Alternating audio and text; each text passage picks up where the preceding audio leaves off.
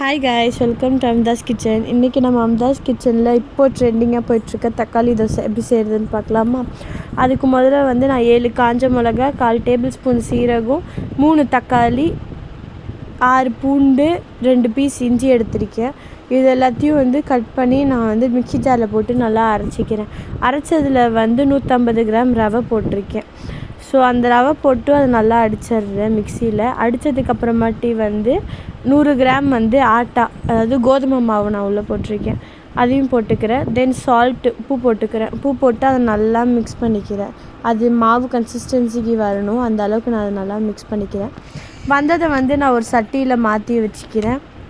மாற்றினதுக்கப்புறமாட்டி இந்த சைடு தோசைக்கல்லை சூடு பண்ணி நான் தோசை ஊற்றுறேன். நல்லா மொறுன்னு தோசை ஊற்றி அது 2 சைடும் திருப்பி போடணும். மொறுன்னு தோசை வந்ததுக்கப்புறம் தான் அதை எடுக்கணும். அப்போ தான் உள்ளே 2 சைடும் வெந்திருக்குன்னு அர்த்தம். ஸோ வெந்ததுக்கப்புறமாட்டி அதுக்கு அல்டிமேட் காம்பினேஷன் வெங்காய சட்னி. ஸோ அதுவும் செம்மையாக இருக்கும். 2த்தையும் வச்சு சாப்பிட்டு பாருங்கள், உண்மையாலே வேறு லெவலுங்க. மறக்காமல் ட்ரை பண்ணி பாருங்கள்.